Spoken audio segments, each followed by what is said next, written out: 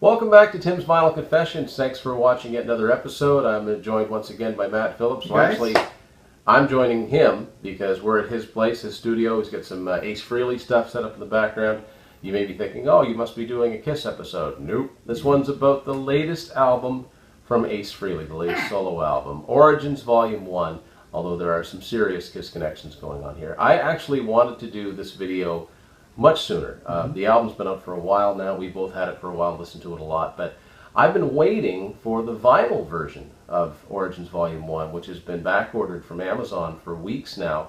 I'm a little bit worried it's not going to come. I don't know what's going on with it. I know I've seen some pictures online on Instagram and Twitter of people that have the record, but for whatever reason it hasn't made its way across the border yet. Can't find a copy of it anywhere. No.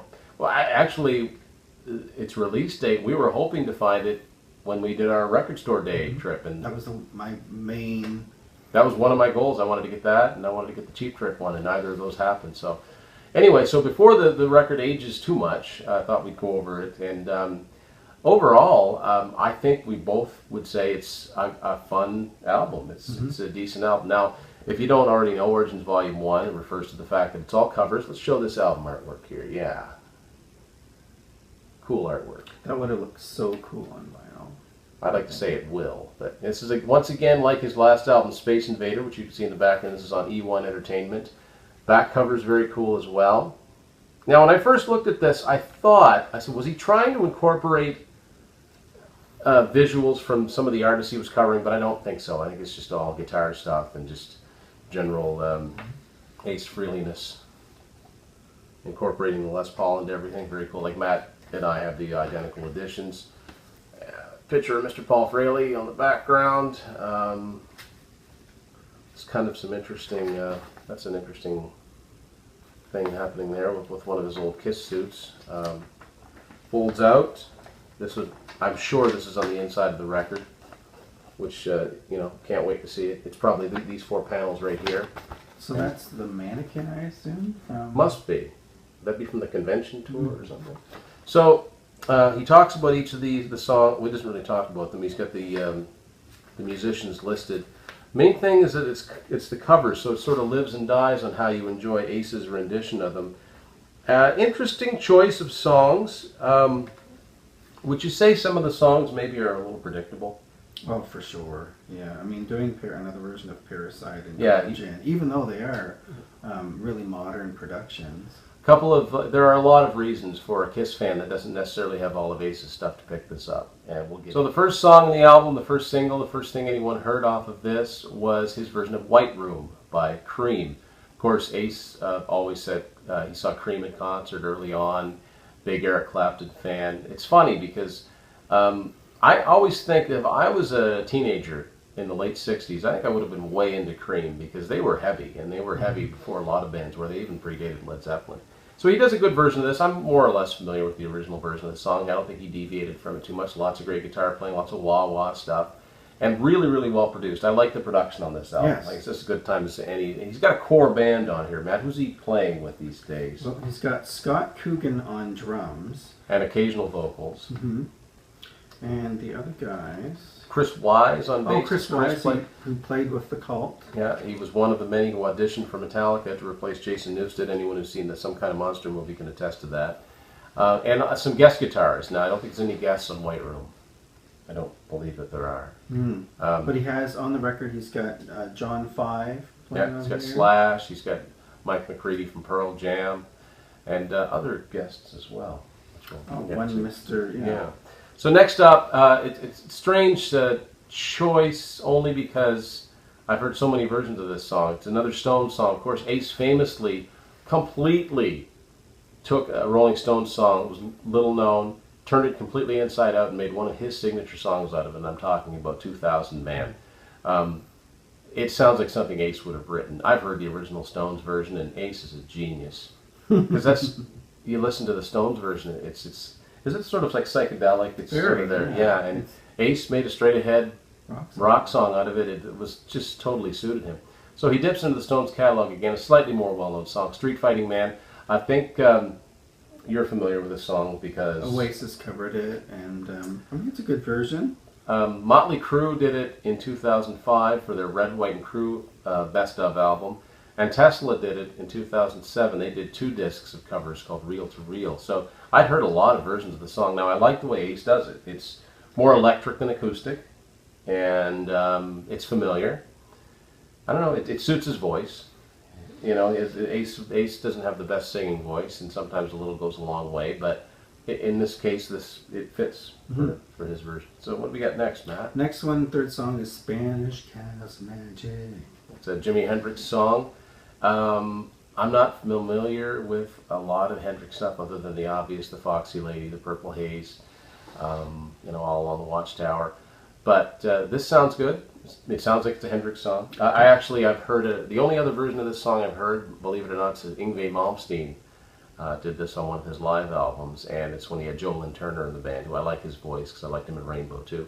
But Ace does it, and number 4 is the...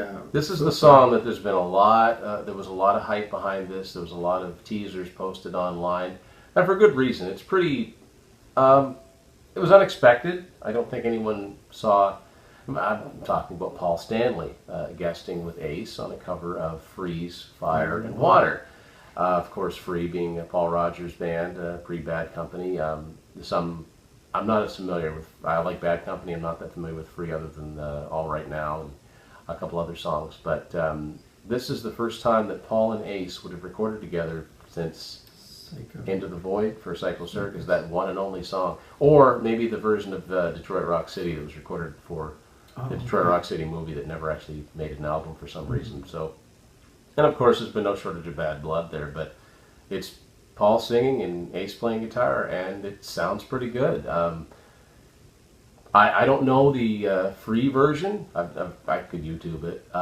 I was familiar with a version of this song by the band XYZ. They did it in 1991 on their second album, which was faster than this version. I wasn't expecting the tempo they did it at, but it's cool to have Paul and Ace together. They even shot a video for it. So it's good to know that at this age, I mean, I think that there's so many of these guys are passing away that it's like, there's no sense holding any grudges.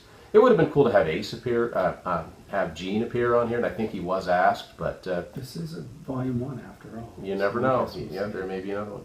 So next up, track 5, Emerald, originally recorded by Thin Lizzy. Now I have a best of Thin Lizzy set.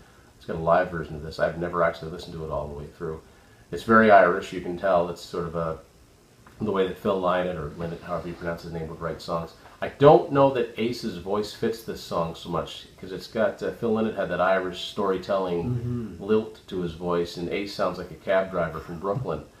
But the guitars sound awesome, and he guests with Slash on this, and towards the end they start trading off licks, and it's just, I love to listen to shredding like that, and haven't heard it, something new to listen to it on that for a long time, so. Yeah, in fact, there's a lot of extra kind of guitar-y bits. And they fade out, and they just let them go, which is awesome. Next up might be one of my favorite songs on the album. This is one of the very few that I actually had the original version of to begin with. Led Zeppelin, Bring It On Home. Well, that's not a Led Zeppelin song, is it? It's Willie Dixon? Willie Dixon, one of the many, but best known for Led Zeppelin recording it on the second album. And wow, did they ever knock it out of the park with this one. Scott Coogan does a great job not only on the drums, but on the vocals. And of course, you can tell Ace is having a lot of fun with this one. It's just got one of those sing-songy riffs that just goes back and forth. And I think if they were going to shoot another video for this album, which they probably won't, but this would be a good choice because, you know, you'd get the press anyway because it's Zeppelin. It's very, very cool.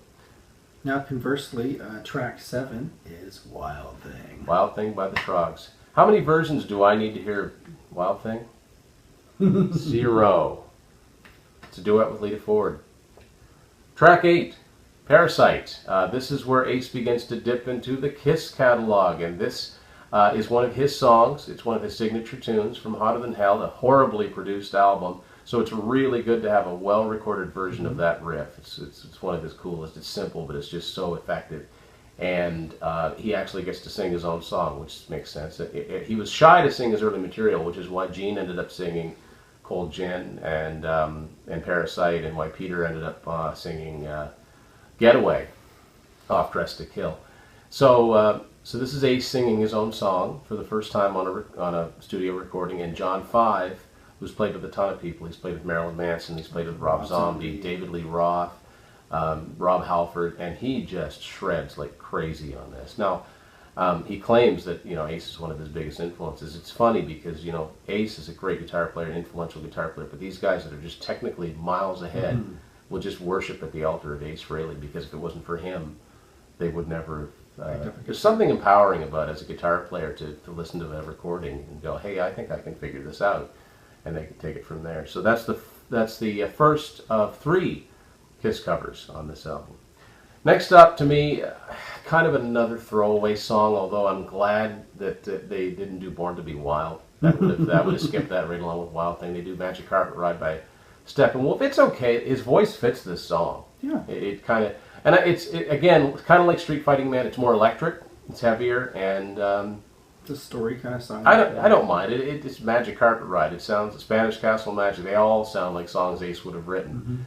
Ozone, like it's the Ace Frehley aesthetic. Next up, another Kiss cover, maybe a predictable one, but it's probably as a songwriter, the song he's best known for is Cold Gin.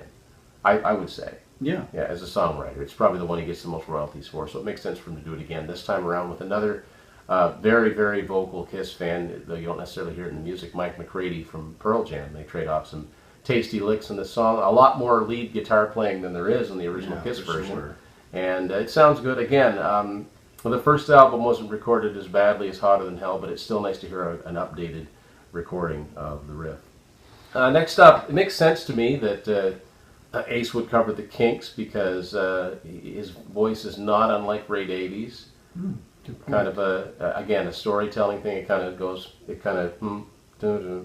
like he just kind of... Till the end of the day. Yeah, I don't know this song. I've never heard this song before. I mean, I can tell it's a Kinks song. It's easy to see. Yeah, it could have been a mission statement from Ace as far as the lyrics go. Yeah. The way, yeah, I'd never heard of it, but it's that you can tell it's a Kinks song. And then finally, the big surprise, the second big surprise, other than Paul Stanley appearing on this album, it's another Kiss cover, but this time around it was a song that Ace was not involved in the recording and came at the tail end of his initial run with the band. Rock and Roll Hell from the Creatures of the Night album, an album on which Ace appears on the cover, but that's about it. And he appeared in their promotional appearances.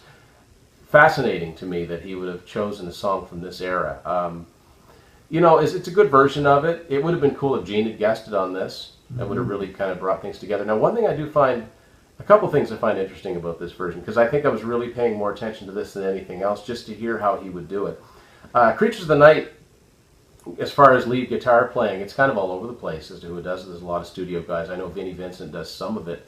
Paul probably does some of it, but not all of it. But Ace is not it. You can tell. Ace is too distinctive. And I like what he does with the guitar solo here, and it almost gives you an idea of, he was thinking, you know, if I could have recorded this song, if I'd have been with it, and hadn't been on, you know, one foot out the door leaving, this maybe was what I would have done with this song. Shout out to Scott Coogan on drums. There's a couple points I notice in this song where he does a little nod to Eric Carr, because Creatures of the Night had that massive drum sound, and there's 2 different parts where he does a couple rolls that are very, very, they're kind of sound like I Love It Loud, which is a similar tempo to Rock and Roll Hell. The only other thing I'll say about this is that I'm really curious with the songwriting credits, because the songwriting credits are Gene Simmons and Jim Vallance, where any copy of Creatures of the Night I've ever seen credit Gene Simmons, Jim Vallance, and Bryan Adams.